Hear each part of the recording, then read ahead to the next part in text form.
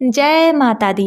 प्रिय भक्तों, आज परम पवित्र दुर्गा अष्टमी का व्रत है। माना जाता है कि जिस दिन मां भवानी ने स्वर्ग, पृथ्वी और पाताल लोक को महिषासुर के पापों से मुक्ति दिलाई, उसी दिन से ही प्रत्येक महीने की शुक्ल पक्ष की अष्टमी को मासिक दुर्गा अष्टमी का पर्व आरंभ हुआ।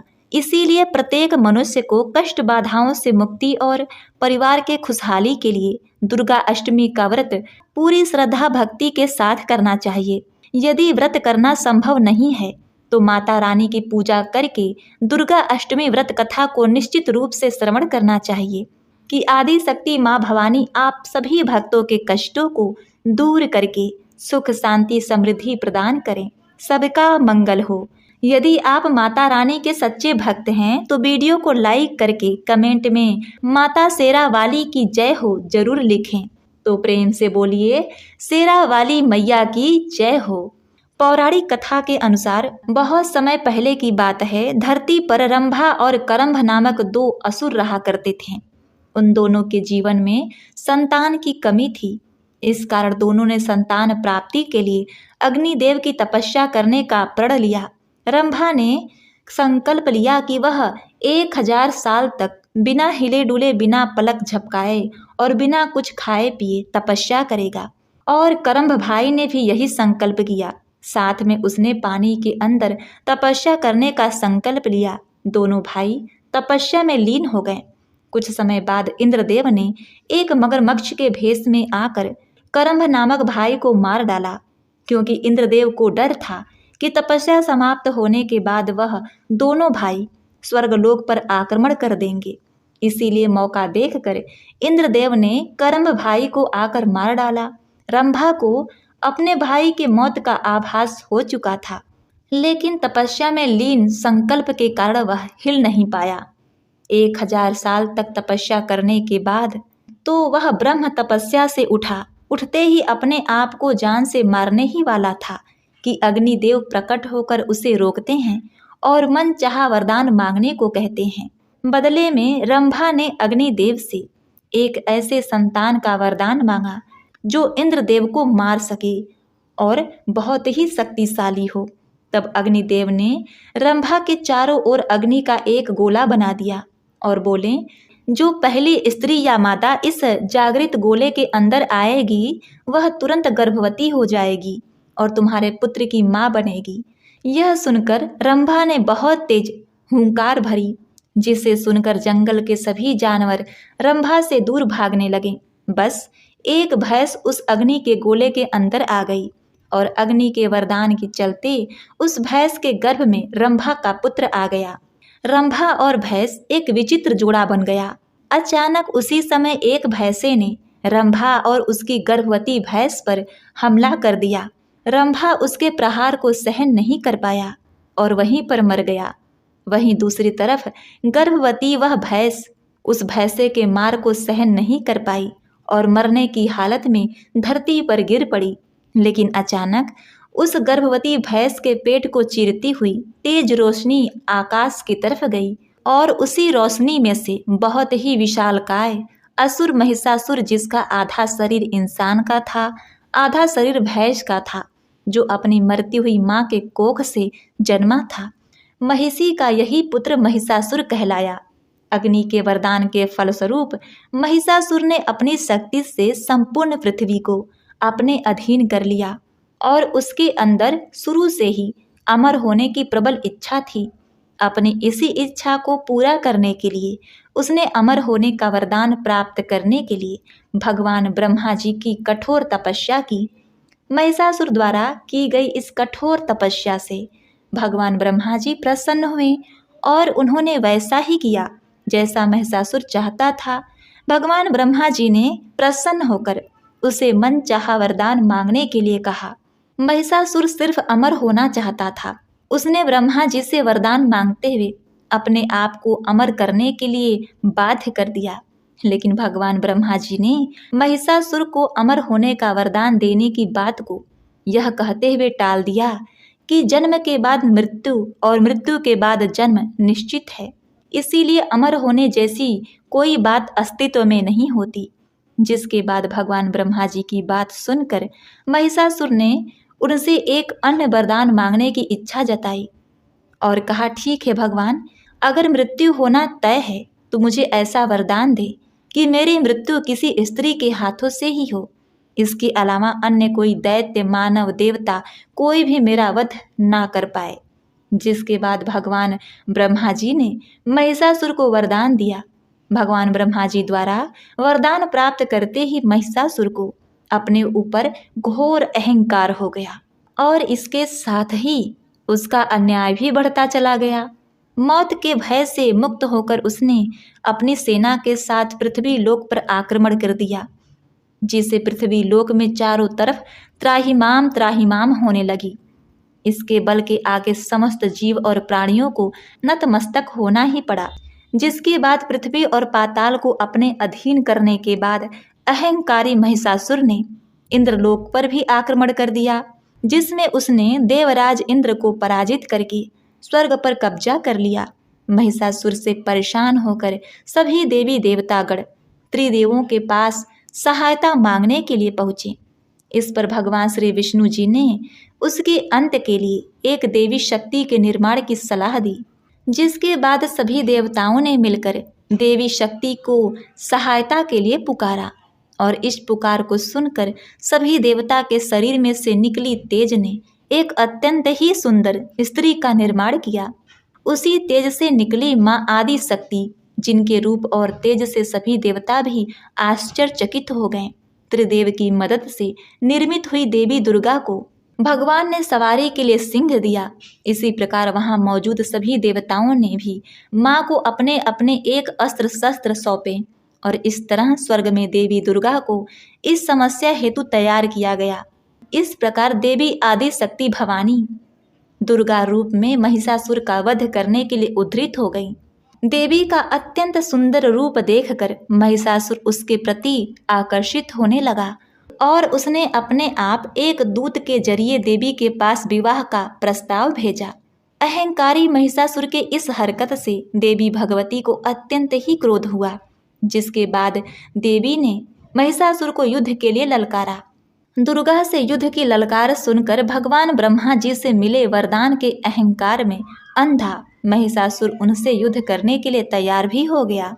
इस युद्ध में एक एक करके महिषासुर की संपूर्ण सेना माँ दुर्गा के द्वारा सर्वनाश कर दिया गया।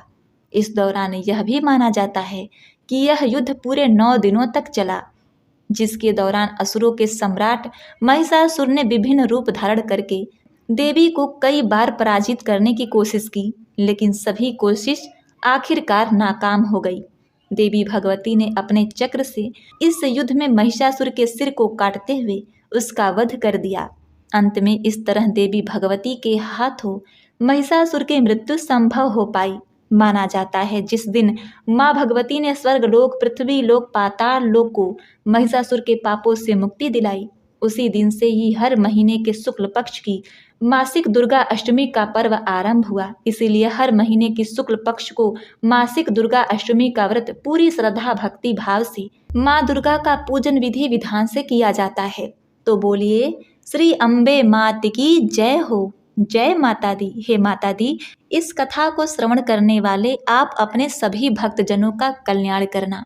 प्रिय भक्तगणों, अब आइए श्रवण करते हैं माता रानी की अन्य कथा महिमा, जिसे श्रवण करना अक्षय पुण्य फल प्रदान करने के बराबर माना गया है।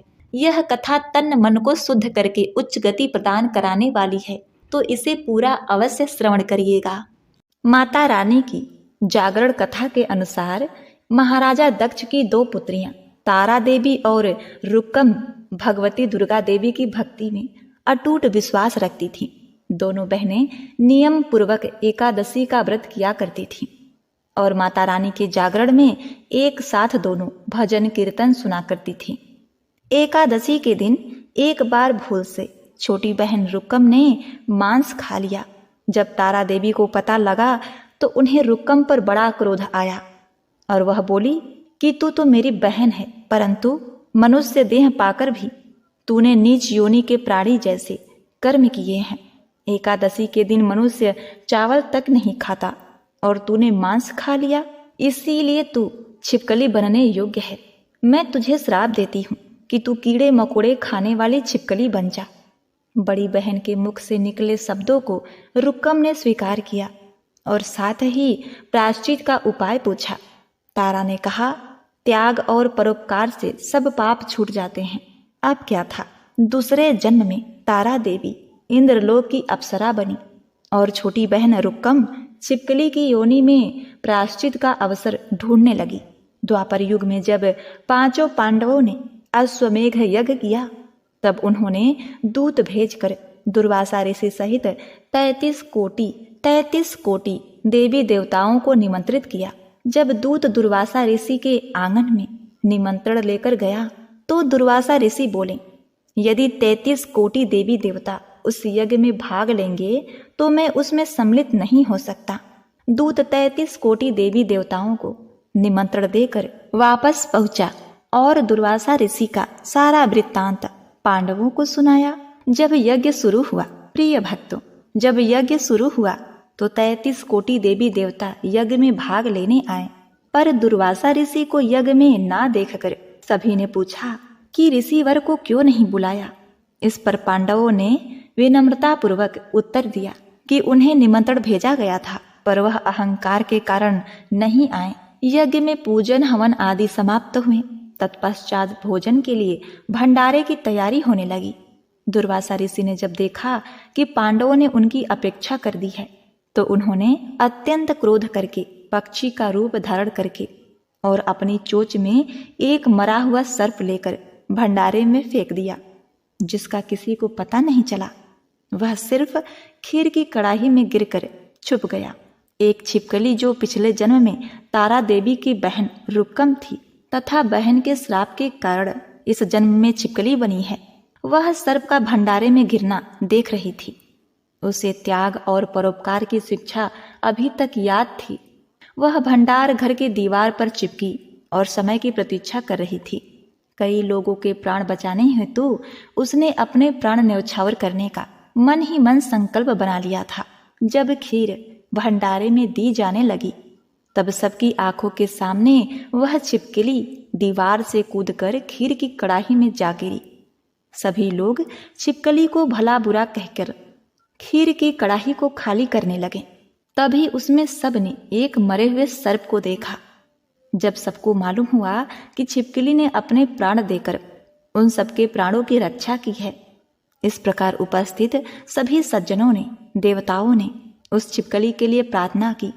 उसे सभी योनियों में उत्तम मनुष्य योनि, मनुष्य जन्म प्राप्त हुआ तथा अंत में वह मोक्ष को प्राप्त हो गई। तीसरे जन्म में वह छिपकली राजा सरपरस्त के घर कन्या बनी। दूसरी बहन तारा देवी ने फिर मनुष्य जन्म लेकर तारामती के नाम से अयोध्या के प्रतापी राजा हरिश्चंद्र से विवाह किया। राजा सरपरस्त ने ज्योतिषियों से कन्या की कुंडली दिखाई। ज्योतिषियों ने राजा को बताया कि यह कन्या राजा के लिए हानिकारक सिद्ध होगी, इसलिए इसे मरवा दीजिए। राजा बोले, कन्या को मारने का पाप बहुत बड़ा है, मैं उस पाप का भागी नहीं बन सकता। तब ज्योतिषियों ने विचार करके राय दी कि हे राजन, आप एक लकड़ी के संदूक में ऊपर से सोना आदि जड़वा कर फिर उस संदूक के भीतर लड़की को बंद करके प्रवाहित कर दीजिए। सोने चांदी से जड़ा हुआ संदूक भी अवश्य ही कोई लालच से पानी से निकाल लेगा और आपकी कन्या को भी पाल लेगा, अतः आपको किसी प्रकार का पाप भी नहीं लगेगा। अब क्या था, ऐसा ही किया गया। नदी में तैरता हुआ संदूक काशी के समीप एक भंगी को दिखाई दिया। भंगी संदूक को नदी से बाहर निकाल लाया। उसने जब संदूक को खोला तो सोने चांदी के अतिरिक्त अत्यंत रूपवान कन्या दिखाई दी। उस भंगी को कोई संतान न थी। तब उसने अपनी पत्नी को वह कन्या लाकर दी तो उसकी पत्नी की प्रसन्नता का ठिकाना न रहा। उसने उसे अपने संतान के समान ही बच्चे को छाती से लगा लिया। भगवती वैष्णो माँ की कृपा से उसके स्तनों से दूध उतर आया। भंगी और उसकी स्त्री ने प्रेम से उस कन्या का नाम रुक्को रख दिया। अब क्या था, जब कन्या बड़ी हुई तो उसका विवाह किया गया। वही रुक्को की सास महाराजा हरिश्चंद्र के घर सफाई का काम किया करती थी। एक दिन वह बीमार पड़ गई तो रुक्को महाराजा हरिश्चंद्र के घर काम करने के लिए चली गई। महाराजा की पत्नी तारामती ने जैसे ही रुक्को को देखा तो वह अपने पूर्व जन्मों के पुण्य से उसे पहचान गई। तब तारामती ने रुक्को से कहा, हे बहन, तुम मेरे यहाँ निकट आकर बैठो। महारानी की बात सुनकर रुक्को बोली, रानी जी, मैं तो नीच जात की भंगी हूँ, भला मैं आपके पास कैसे बैठ सकती हूँ। तब तारामती ने कहा, बहन, पूर्व जन्म में तुम मेरी सगी बहन थी। एकादशी का व्रत खंडित करने के कारण तुम्हें छिपकली की योनि में जाना पड़ा था। जो होना था वह हो चुका है। अब तुम इस जन्म को सुधारने का उपाय करो तथा भगवती माँ वैष्णो दुर्गा की सेवा करके अपने इस जन्म को सफल बनाओ। यह सुनकर रुक्को बड़ी प्रसन्न हुई और उसने उपाय पूछा। रानी ने बताया कि माता वैष्णो माँ दुर्गा सभी के मनोरथ को पूर्ण करने वाली हैं। जो लोग श्रद्धा पूर्वक गुप्त नवरात्रि या फिर प्रकट नवरात्रि में माता का जागरण करते हैं, उनका विधि विधान से पूजा करते हैं, तो उसकी सभी मनोकामनाएं पूरी होती हैं। रुक्को ने प्रसन्न होकर माता की मनौती मांगते हुए कहा, हे माता, यदि आपकी कृपा से मुझे एक पुत्र प्राप्त हो जाए तो मैं भी आपकी पूजा व जागरण विधि विधान से करवाऊंगी। माता ने मन ही मन रुक्को की प्रार्थना स्वीकार कर ली। फलस्वरूप 10वें महीने में उसके गर्भ से एक अत्यंत सुंदर बालक ने जन्म लिया। परंतु दुर्भाग्यवश रुक्को माता का जागरण करवाने के लिए भूल गई। परिणाम यह हुआ कि जब बालक 5 वर्ष का हुआ तो उसे एक दिन माता चेचक निकल आई। रुक्को दुखी हुई, अपने पूर्व जन्म की बहन तारामती के पास आई और अपने बच्चे की बीमारी का सब वृत्तांत सुनाया। तब तारामती ने कहा, तू जरा ध्यान करके देख कि माँ के पूजन तथा जागरण में कोई भूल तो नहीं हुई। तब रुक्को को 6 वर्ष पुरानी बात याद आ गई कि मैंने तो जागरण और पूजन करवाया ही नहीं, और उसने मन ही मन अपना अपराध स्वीकार कर लिया। हे माँ, बच्चे को आराम होने पर इस बार अवश्य ही आपका जागरण पूजन करवाऊंगी। भगवती वैष्णो देवी की कृपा से बच्चा दूसरे दिन स्वस्थ हो गया और बिल्कुल ठीक हो गया। तब रुक्को ने देवी जी के मंदिर में जाकर पंडित जी से कहा, मुझे अपने घर माता का जागरण करवाना है, अतः आप मंगलवार को मेरे घर पधार कर मुझे कृतार्थ करें।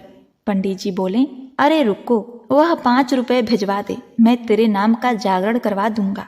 तू तो नीच जात की स्त्री है, इसलिए हम तेरे घर जाकर देवी का जागरण नहीं करवा सकते।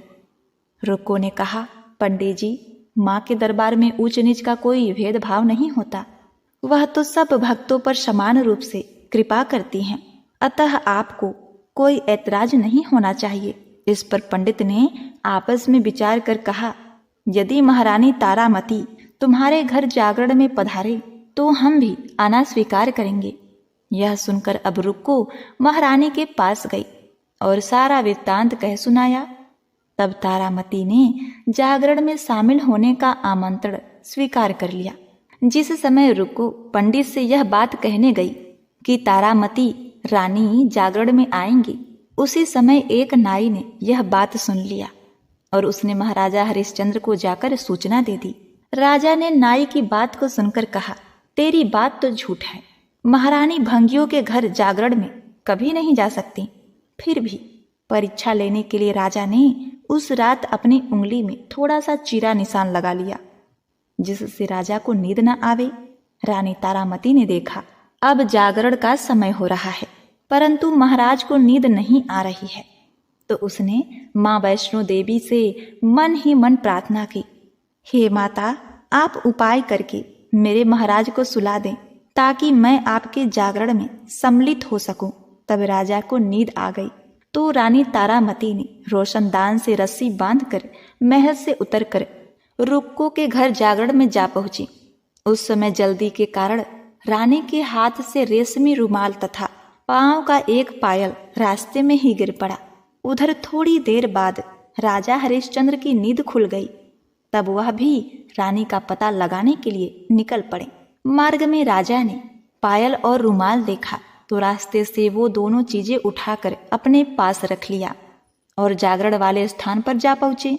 जहाँ जागरण हो रहा था वहाँ एक कोने में चुपचाप बैठकर सब दृश्य देखने लगे। तो सबने माता की आरती व अरदास की।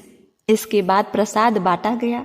रानी तारामती को जब प्रसाद मिला तो उसने झोली में रख लिया। यह देखकर लोगों ने पूछा कि आपने प्रसाद क्यों नहीं खाया? यदि आप प्रसाद नहीं खाएंगी तो कोई भी प्रसाद नहीं खाएगा। रानी मुस्कुराते हुए बोली, तुमने जो प्रसाद दिया वह मैं अपने महाराज के लिए रख ली हूँ। अब मुझे प्रसाद दो। अब की बार प्रसाद लेकर रानी तारा ने खा लिया। इसके बाद भक्तों ने माता का प्रसाद खाया। इस प्रकार जागरण समाप्त करके प्रसाद खाने के पश्चात रानी तारामती महल की ओर चल पड़ी। तब राजा ने आगे बढ़कर कहा, तुमने नीच के घर का खाना खाकर अपना धर्म भ्रष्ट किया है। अब तुझे मैं इस घर में कैसे रखूं? तूने तो कुल की मर्यादा व मेरी प्रतिष्ठा का कोई भी ध्यान नहीं रखा। जो प्रसाद तू अपनी झोली में रख कर मेरे लिए लाई है उसे खिलाकर मुझे भी अपवित्र करना चाहती है। ऐसा कहते हुए जब राजा ने झोली की ओर देखा तब भगवती वैष्णो देवी माँ दुर्गा की कृपा से प्रसाद के स्थान पे चंपा, गुलाब, गेंदा के फूल और कच्चे चावल और सुपारियां दिखाई दी। यह चमत्कार देखकर राजा आश्चर्यचकित रह गया। राजा हरिश्चंद्र तारा को महल में लेकर लौट आए। रानी ने ज्वाला माता की शक्ति से बिना किसी माचिस या किसी चमकीले पत्थर की सहायता से राजा को अग्नि प्रज्वलित करके दिखाया, जिसे देखकर राजा का आश्चर्य और बढ़ गया। राजा के मन में भी देवी के प्रति विश्वास और श्रद्धा जाग उठी। राजा ने रानी से कहा कि मैं माता के प्रत्यक्ष दर्शन करना चाहता हूँ। रानी बोली, महाराज, प्रत्यक्ष दर्शन पाने के लिए बहुत बड़ा त्याग करना चाहिए। यदि आप अपने पुत्र रोहिताक्ष की बलि दे दें तो आपको दुर्गा जी के प्रत्यक्ष दर्शन हो सकते हैं। राजा के मन में तो देवी के दर्शन की लगन लग गई थी। राजा ने पुत्र मोह त्याग कर रोहिताक्ष का सर देवी के चरणों में अर्पण कर दिया। ऐसी सच्ची श्रद्धा और बलिदान देखकर दुर्गा माँ सिंह पर सवार होकर उसी समय प्रकट हो गईं और राजा हरिश्चंद्र को दर्शन करा के उन्हें कृतार्थ किया और मरा हुआ पुत्र रोहितास भी जीवित हो गया। यह देखकर राजा हरिश्चंद्र गदगद हो गए। इसके बाद सुखी रहने का आशीर्वाद देकर माता अंतर ध्यान हो गई। राजा ने तारा रानी की भक्ति की प्रशंसा करते हुए कहा, हे तारा, मैं तुम्हारे आचरण से अति प्रसन्न हूँ। मेरे धन्य भाग हैं जो तुम मुझे पत्नी के रूप में प्राप्त हुई। इसके पश्चात राजा हरिश्चंद्र ने तारा रानी की इच्छा अनुसार अयोध्यापुरी में माता का भव्य मंदिर तैयार करवा लिया और सुख भोगने के पश्चात राजा हरिश्चंद्र, रानी तारा और भंग रुक्कम तीनों ही मनुष्य जीवन से छूटकर देवलोक को प्राप्त हुए। तारा रानी के जागरण में तारा रानी की इस कथा को जो मनुष्य विधि पूर्वक पढ़ता है या सुनता है उसकी सभी मनोकामनाएं पूर्ण होती हैं, सुख और समृद्धि बढ़ती है, शत्रुओं का नाश होता है और सर्वमंगल होता है। जय मां तारा। ओम नमः शिवाय। हर हर महादेव।